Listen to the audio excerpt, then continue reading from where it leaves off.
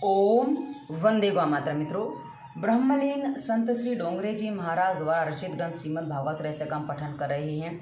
हम दशम स्कंद के पूर्वार्ध भाग में प्रवेश कर चुके हैं।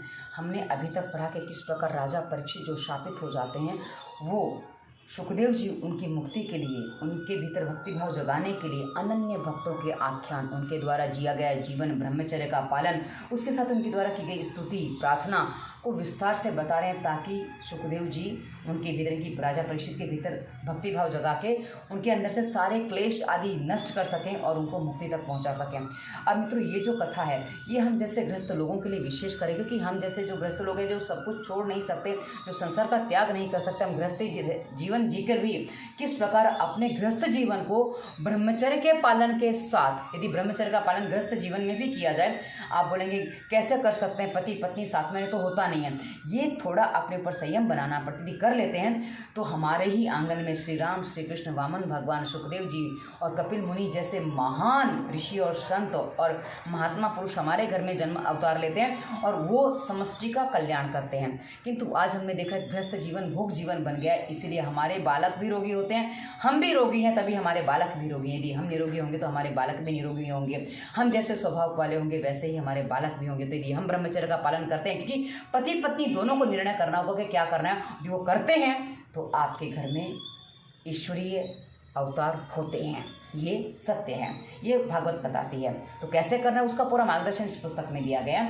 तो हमने पिछले अंक में जो कथा पढ़ी थी कि श्री कृष्ण के जन्म के बाद गोपियाँ जब उलाहना देने आती हैं मैया को, तो मैया घर में दधी मत के अपने लाला को खिलाने का प्रयास करती हैं, पर वो थोड़ा सा क्रोध आ जाता है लाला को, क्योंकि वो छोड़ के चली जाती हैं। अब क्यों गई वो हमने पिछले अंकों में पढ़ा था। और उसके बाद लाला जब पकड़ में आता है, क्योंकि क्रोध में आने के बाद लाला ने मक्खन मटकी वटकी फोड़ दिया था, तो मैया क्रोध में आती हैं और बांध देती हैं उखल से। अब उखल से बांधने के बाद की लीला का वर्णन हम पढ़ने जा रहे हैं। तो पहले मंगलाचरण करते हैं। श्री कृष्ण गोविंद हरे मुरारी हे नाथ नारायण वासुदेवाय। जय श्री कृष्ण मित्रों। और आप जिनकी उपासना करते हैं उनके नाम से कमेंट करिए, क्योंकि ये भी ईश्वर भक्ति की एक सरल विधि है जो समष्टि का कल्याण करने में योगदान देता है।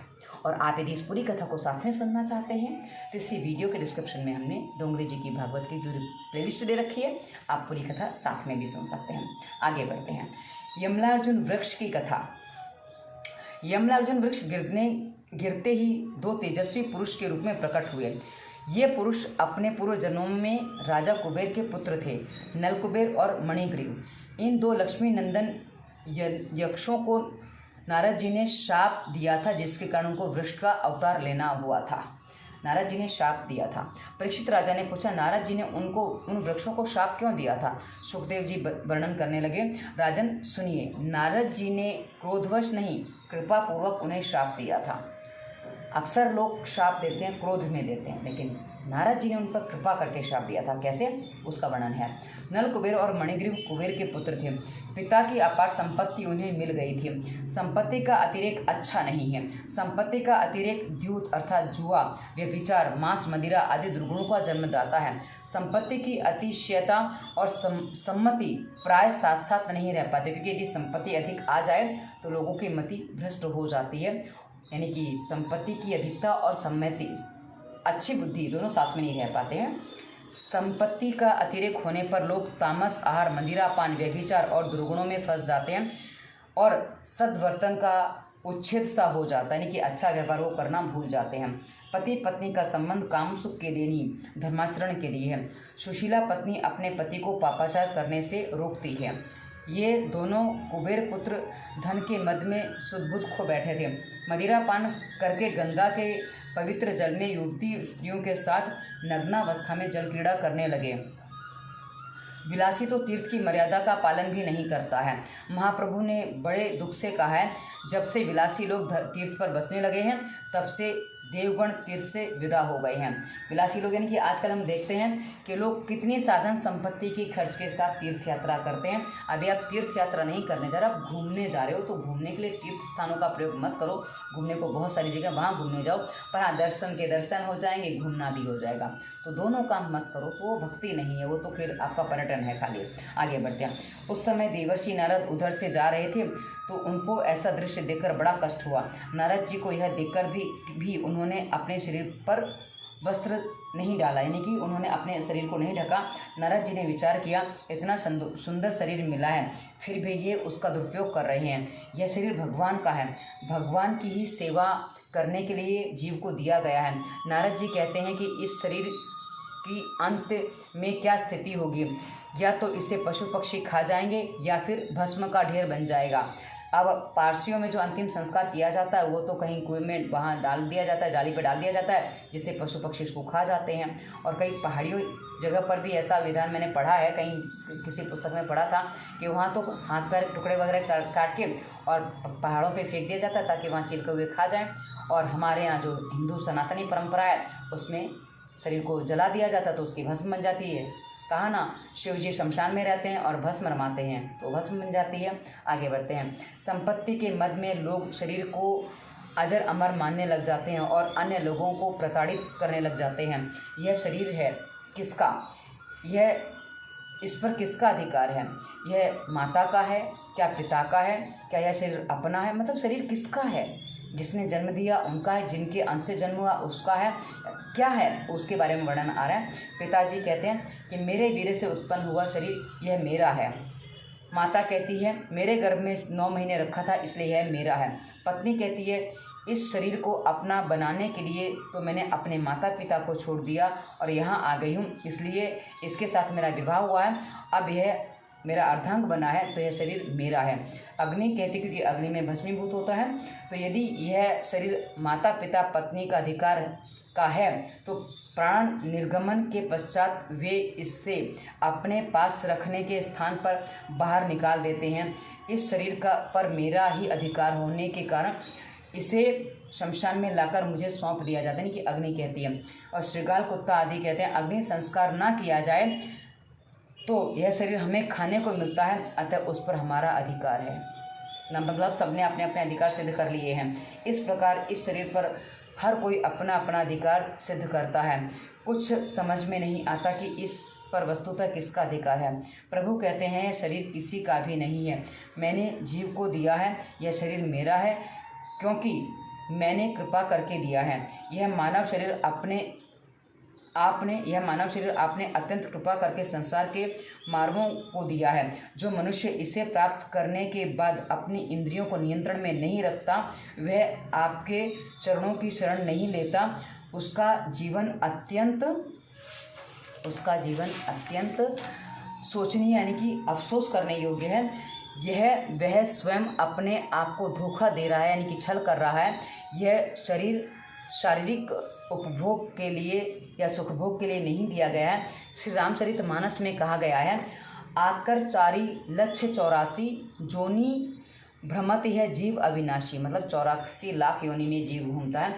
कवहु को करी करुणा नर देही देत ईश बिनु हेतु सनेही नर तनु भव बारिद कहूँ बेरो सम्मुख मरुत अनुग्रह मेरो जो न तरय भव सागर नर समाज असम पाई सोकृत निंदक मंदमती आत्माहन गति जाई। मतलब जो नर तन पाकर भी भव सागर नहीं तर पाता है उसकी तो गति ही अब क्या बताएं।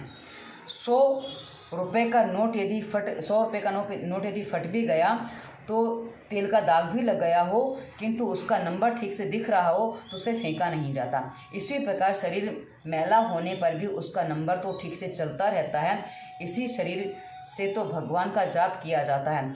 भगवान के जाप का आनंद मात्र मनुष्य को ही मिलता है। कुत्ता बिल्ली भजन नहीं कर सकते। पशुओं को अपने ही शरीर का अपने ही स्वरूप का भान नहीं है तो भगवान के स्वरूप की जानकारी वे कैसे पा सकते हैं। केवल मनुष्य को ही भगवान के रूप में मनुष्य ही भगवान को के स्वरूप को जान सकता है।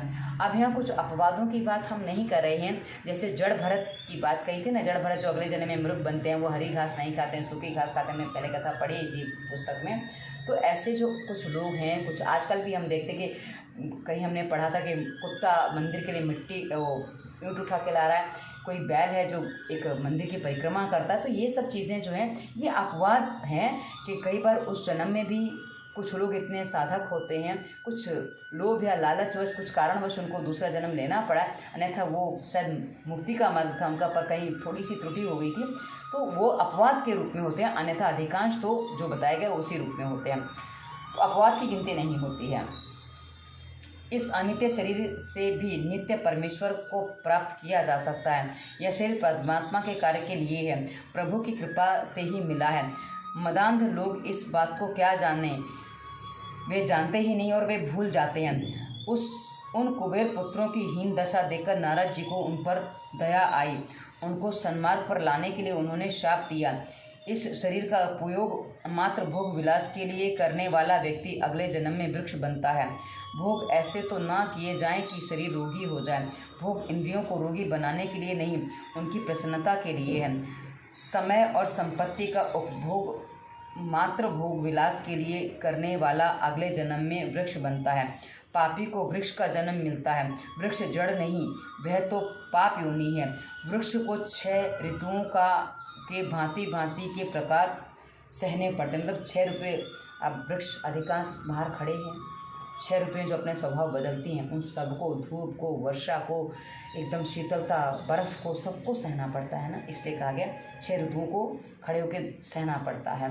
नारद जी ने श्राप दिया कि वे दोनों यक्ष संपत्ति के मद में मदांध स्त्री, भोगी और विलासी हो गए हैं, सो स्थावरपन प्राप्त करने योग्य हुए तो ऐसे भोगियों को वृक्ष का जन्म मिले। शाप सुनते ही नलकुबेर और मणिग्रीव पछताने लगे। वे नारद जी की शरण में आए। क्षमा करो मुनिवर, क्षमा करो। नारद जी ने कृपा करके उन दोनों को गोकुल में वृक्षावतार दिया। नंद बाबा के आंगन में तुम दोनों का जन्म होगा और कन्हैया के चरण स्पर्श में तुम्हारा उद्धार करेगा। वह शाप था या आशीर्वाद? उद्धव जैसे साधुजन तो वृंदावन में वृक्ष के रूप में भी जन्म लेना चाहते हैं। विषय भोग में रममाण रहने वाले को अगले जन्म में वृक्ष का अवतार भी लेना पड़ता है। मतलब कहा ना, कोई जो साधु संत हैं, जब कृष्ण बाल कृष्ण का जन्म होता है उस समय वो ब्रजरज बनने को तैयार है, वृक्ष बनने को तैयार है, पशु पक्षी भी बनने को तैयार हूँ। कुत्ता बनूँ, बिल्ली बनूँ, गाय बनूँ, जो भी बनूँ, पर गाय बनने में ज़्यादा सुख है क्योंकि गाय का दूध जाएगा। पर यदि वो नहीं, मतलब कुछ तो बना दो, पर अपने गोकुल में जन्म दिला दो। बस इतनी सी भावना थी ऋषि मुनियों की। आगे बढ़ते हैं। नारद जी ने शाप तो दिया, किंतु संत का क्रोध, संत का श्राप भी हमेशा आशीर्वाद सा होता है। गोकुल में वृक्षों का अवतार लेने की अभिलाषा तो महान ऋषियों की भी होती है। उद्धव जी कहते हैं, अहो अत्याज्य स्वजन और आर्य मार्ग का त्याग करके वेदों के लिए भी खोजने योग्य श्री कृष्ण की पदवी इन गोपियों ने पाई है। ऐसी गोपियों की चरण रज से लाभान्वित वृक्ष, राशि, लता, औषधि आदि किसी भी रूप में वृंदावन में ही मेरा जन्म हो, ऐसी मेरी प्रार्थना है। अब पूछना हो तो अधम से अधम जीव बनने को भी तैयार हो जाते हैं। मतलब कुल मिला के वहीं जन्म दो, बस कुल मिला के। और ये आज की स्थिति भी है मित्रों कि वृंदावन में लोग जन्म लेना चाहते हैं। इस पर एक छोटी सी कहानी मैं भी सुनाऊंगी आपको। वृंदावन का चरण स्पर्श पाते ही नलकुबेर और मणिग्रीव ने अपना मूल स्वरूप प्राप्त किया। दोनों वृक्ष का उद्धार हुआ। अब नलकुबेर और मणिग्रीव प्रभु की स्तुति करने लगे हैं। हे प्रभु, आपसे हम कुछ और तो मांगते नहीं हैं। अपनी वाणी आपके गुणगान में रत रहे, यानी कि हमारी वाणी आपके गुणगान में रत रहे। अपने कान सदा आपकी कथा में लीन रहें। अपने हाथ आपकी सेवा करते रहें। अपना मन आपके चरण स्मरण में रहे। अपना मस्तक आपके निवास रूप जगत को प्रणाम करने में, अपनी दृष्टि आपकी मूर्ति रूप संत पुरुषों के दर्शन करने में तत्पर है। हे नाथ, बस यही कृपा आप हम पर करें। यह प्रार्थना हम सबको करनी चाहिए। मतलब कुछ भी करिए, ब्रज धाम में रखिए, पर किंतु सभी ब्रजवासियों का उद्धार नहीं होता है, क्योंकि वो शरीर से ब्रज में है, बाकी मन से तो पता नहीं कहाँ घूमते हैं। तो बोला ना कि गंगा के नहाए से जो पापी जन तर जाएं, मीन क्यों ना तर गया जिसका जल ही में घर है। तो तरेगा तो वो ही जिसके हृदय में हरि है। तो भले कहीं भी रहो, पर हाँ मन में वो स्थान नहीं है तो आपके रहने का कोई लाभ नहीं है। हमारी वाणी श्री कृष्ण का कीर्तन करती रहे, आंखें श्री कृष्ण का दर्शन करती रहें और मन श्री कृष्ण का ध्यान करता रहे। हम अपनी प्रत्येक इंद्रिय को भक्ति रस में के लिए दान कर दें, ये हमारी इच्छा है। नलकुबेर और मणिग्रीव ने अपनी प्रत्येक इंद्रिय के लिए भक्ति रस की मांग की और स्तुति करके गोलोकवासी हुए। मतलब श्री कृष्ण का धाम गोलोक धाम कहा जाता है, तो वो गोलोकवासी हो जाते हैं। गोलोक धाम में श्री कृष्ण लीला नित्य होती रहती है। वे दोनों स्निग्ध और मधुरकंठ बने हैं। वे दोनों वहाँ रोज कीर्तन करते हैं। स्निग्ध व मधुरकंठ ने कहा, अक्रूर श्री कृष्ण को मथुरा ले जा रहे हैं। यशोदा यह सुनकर व्यग्र हो गईं और स्निग्ध और मधुरकंठ ने कहा, यह तो पृथ्वी पर रची गई लीला है। लीला तो तुम्हारी गोद में हो रही है, लाला तो तुम्हारी गोद में ही है। मतलब लीला अभी तो होनी है पर लाला तुम्हारी गोद में है, लीला में भी समय है। योग माया ने दोनों वृक्षों को गिरने नहीं दिया था। नल, कुबेर और मणिग्रीव ने गोलोक धाम पहुँचते ही दोनों वृक्ष धमाके से जा गिरे थे। धमाका सुनकर गोपियाँ दौड़ती हुई आईं। भगवान की दया से कन्हैया बच गया, ऐसा जानकर उन्हें आनंद का अनुभव हुआ। नंद बाबा भी दौड़ते हुए आ पहुँचे। उन्होंने देखा तो कन्हैया मूसल के साथ बंधा हुआ था। किसने बांधा है? कौन? कोई उसे छुड़ाता क्यों नहीं? उन्होंने लाला को बंधन मुक्त किया। लाला से कहने लगे, बेटा तेरी माँ ने तुझे बांधा था ना, देख तो मैंने तुझे छुड़ा दिया है। अब तू बता किसका बेटा है? लाला, अब तक मैं अपनी माता का बेटा हूँ ऐसा कहता था, अब मैं आज से तुम्हारा बेटा हूँ। नंद बाबा ने इच्छा की थी कि कन्हैया एक बार तो कह दे कि वह मेरा पुत्र है। आज उनकी इच्छा पूरी हो गई थी। मतलब जब लाला को पूछोगे तो किसका पुत्र है, तो मैं मैया का पुत्र हूँ। तो नंद बाबा को लगता था कि कभी एक बार तो बोल दे लाला के मेरा पुत्र है। तो आज लाला ने बोल दिया तो नंद बाबा बड़े प्रसन्न हो गए। नंद बाबा यशोदा को डांटने लगे, लाला को तूने क्यों बांधा, क्यों बांधती हो, तुझे दया भी नहीं आई? यशोदा ने सोचा कि आज सभी गुस्सा करते रहेंगे। मेरी वैसे तो कोई इच्छा नहीं थी बांधने की, किंतु इसे चोरी करने का जो स्वभाव हो गया है उसे उस अभ्यास को छुड़ाना है। उसके लिए मैंने उसको बांधा था। मैंने उसे स्नेहवश ही बांधा था, क्रोधवश नहीं बांधा था। क्रोध था पर वो क्रोध लाला को सुधार के लिए था, क्योंकि अब वो तो अपना एक सामान्य बालक मानती हैं लाला को। तो अब सामान्य बालक को हम कैसे, कहा ना, अपने बालों को हम कई बार दंडित करते हैं क्योंकि हमें लगता है कि कहीं ये बिगड़ ना जाए, उसी रूप में मैया ने किया। पर अब कहा ना, अब बात तो अलग ही हो जाती है सारी। यशोदा बेटे को अपने पास बुलाने लगी तो उसने आने से नकार दिया। मैं तेरा नहीं नंद बाबा का बेटा हूँ। यशोदा विचार करने लगी, गोपियों और बालकों ने रो रो कर मना कर दिया था, फिर भी मैंने निष्ठुर होकर पुत्र को बांध दिया था। मतलब सबने रो रो के मना किया था। कन्हैया रूठ गया है, अतः वह रोने लगी और बेटा कब मेरी गोद में आएगा ये मनाने लगी। लाला ने देखा कि माता रो रही है। वैष्णव का रोना भगवान से देखा नहीं जाता। भगवान श्री कृष्ण सा प्रेम और कोई नहीं कर सकता। श्री कृष्ण के लिए जो एकांत में रुदन करता है उसे वे आन मिलते हैं। माता का रोना लाला से देखा नहीं गया। वह दौड़ता हुआ माता की गोद में आया और पीताम्बर से माता के आंसू पोंछने लगा। मेरा बेटा कितना सयाना है, मैंने तुझे बांधकर अच्छा नहीं किया। तू अपने मन में यह बात ना रखना बेटा, इस प्रसंग को तू भुला देना। मैया कई बार ये बात कहती है लाला को, तो मैंने तुझे बांधा था, एक बार मैंने तुझे बांधा है तो उसको याद मत रखना, भूल जाना। कन्हैया कहता है, माता मैं सब कुछ भूल जाऊंगा किंतु तेरा प्रेम नहीं भूल पाऊंगा। मैं कुछ ही समय में द्वारिका नगरी का राजा बन जाऊंगा, वहाँ भी मैं तेरा यह प्यार, यह बंधन याद रखूंगा। रुक्मणी आदि किसी के भी बंधन में नहीं रहूंगा, किंतु तेरे प्यार के बंधन को मैं कभी भुला नहीं सकूंगा। यह तो गोकुल की एक मुख्य लीला है। ज्ञानी ईश्वर का साक्षात्कार तो कर सकता है किंतु उसे बांधने की शक्ति ज्ञान में नहीं है। ज्ञान और तब ईश्वर को बांध नहीं सकते। ये बात कई बार कही गई, इसलिए भक्ति की प्रधानता है। भगवान को तो केवल भक्ति ही बांध सकती है। ज्ञानी ब्रह्म का चिंतन करता हुआ ब्रह्ममय हो जाता है, किंतु भगवान को वश में तो भक्ति ही कर पाती है। तप और ज्ञान की अपेक्षा भक्ति श्रेष्ठ है।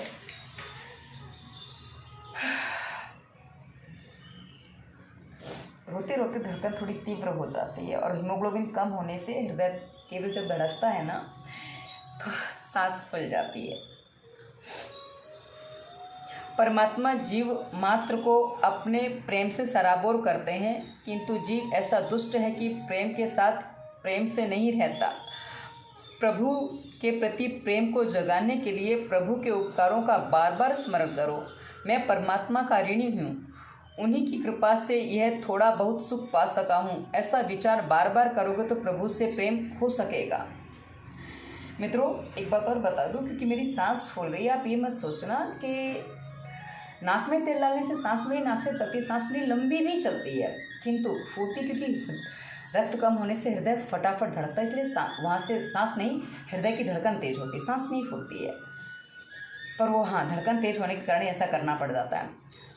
प्राप्त स्थिति में संतोष मनाओगे तो प्रभु प्रेम का उदय होगा। परमात्मा से कुछ मांगो, परमात्मा भी किसी से प्रेम के अलावा कुछ और नहीं मांगते। जीव मुझे प्रेम दे दो तो बस, मुझे उससे और कुछ नहीं चाहिए। मतलब एक बात समझ में आती है भागवत पढ़ के कि सबको एक ही चीज़ बांटने लायक है, केवल प्रेम।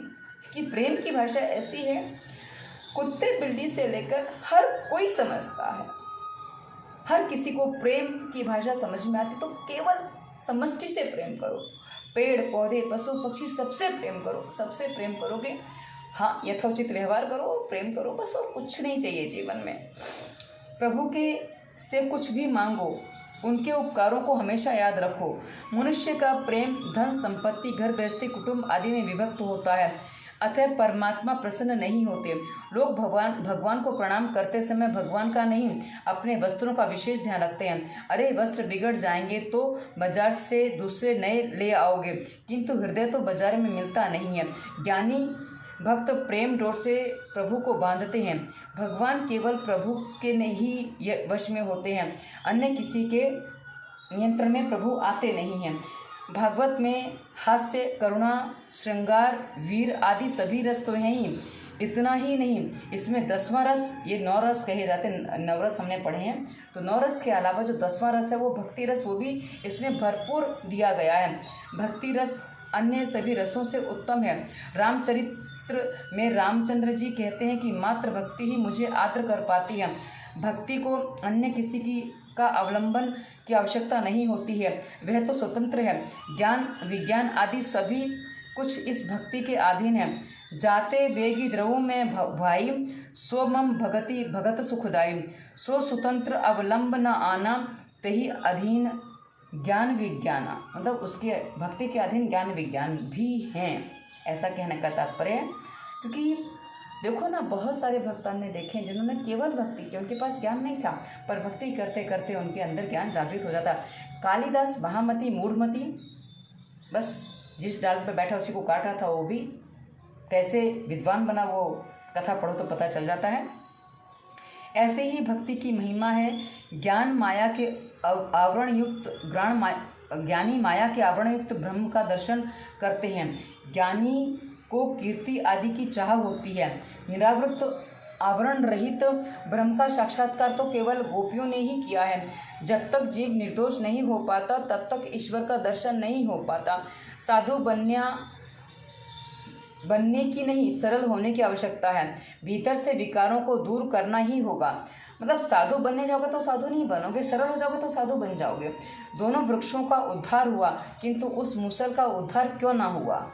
वृक्षों का उद्धार हो गया, लेकिन मूसल जिसमें बांधा गया था ना रस्सी से, उसका उद्धार नहीं होता है।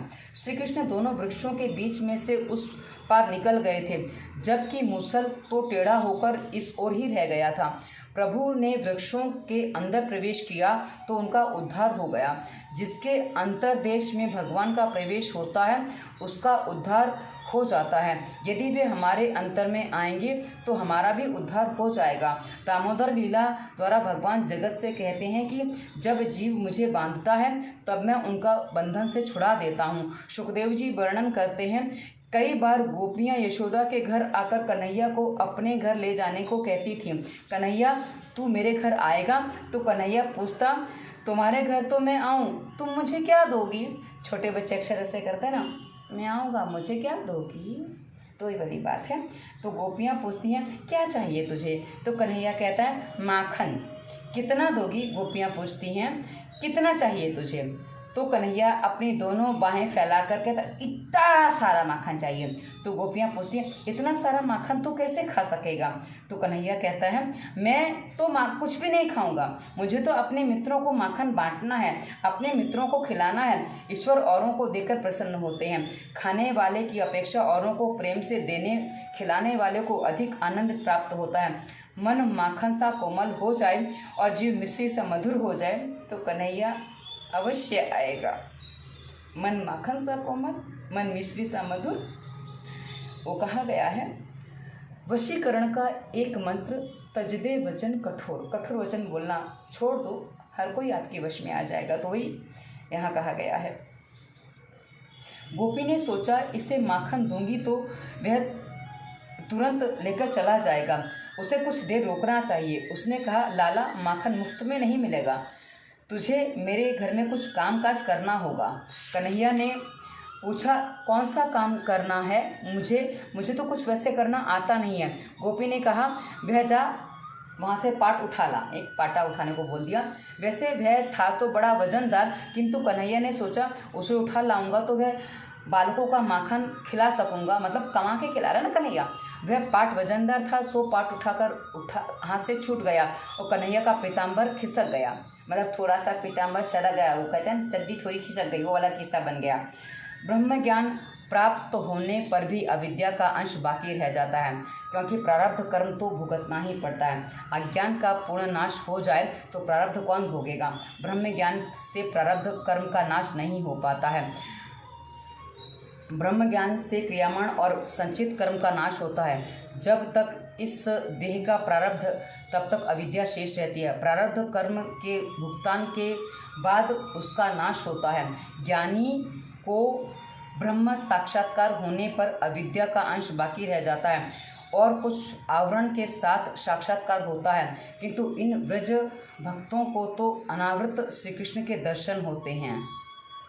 मतलब अब पीताम्बर सरक गया है तो अनावृत यानी कि आवरण रहित, यानी कि नग्नावस्था के भी श्री कृष्ण के दर्शन इनको होते हैं, वो वाली बात कही गई है। वैसे तो दुर्योधन को भी श्री कृष्ण भगवान के दर्शन हुए थे, किंतु बीच में माया का आवरण था, सो उसका उद्धार नहीं हो पाया। कृष्ण पाट लाया और उसने माखन मांगा तो गोपी ने कहा, लाला तू नाच तो जरा। माखन के लोभ में कन्हैया अब नाचने लगा है। जगत को नचाने वाला नटवर गोपी के प्रेम में वशीभूत होकर स्वयं नाच रहा है। कवि रसखान कहते हैं, इस कृष्ण की बाल लीला पर रसखान और सूरदास के जो पद हैं वो इतने भक्तिभाव भरे हैं। उसी में से 4 पंक्तियाँ दी गई हैं। शेष महेश गणेश दिनेश सुरेश सहु जाहि निरंतर गावे, जाहि अनादि अनंत अखंड अभेद अच्छेद सुवेद बतावे, नारद से सुख व्यास रटे पचिहारे तो पुनि पार न पावे, ताही अहिर की छोहरियाँ छछिया भरे छाछ पे नाच नचावे। अहिर की छोरी मतलब जो यदुवंशी कहे गए ना, तो यदुवंशी यानी कि वो अहिर कहे जाते हैं जाति से। तो अहिर की छोहरियाँ, अहिर की बेटियाँ छछिया भर छाछ पे, यानी कि एक जो बर्तन है वो नाप को मिल जाए उतरी छाछ पे नाच नचाती हैं। गोपियों के प्रेम से बंधी हुई श्री कृष्ण उनके घरों का काम कर रहे हैं। गोपियों के सिर पर पानी की गगरिया चढ़ाते हैं, सामान इधर उधर करने में उनकी सहायता करते हैं, उनका मनोरंजन करने में के लिए नाचते भी हैं। ब्रज की इस लीला का ज्ञान वैराग्य नहीं, प्रेम मुख्य है। इसमें ज्ञान वैराग्य काम नहीं आएगा। प्रेम है, प्रेम कुछ भी करवा लेता है। तो आज की कथा को हम यहीं विराम देते हैं। अगली कथा सुखिया मालन की है और वृंदावन गमन की है। विराम लेते हैं। श्री कृष्ण गोविंद हरे मुरारी, हे नाथ नारायण वासुदेवाय। जय श्री कृष्ण मित्रों, धन्यवाद। वंदे मातरम।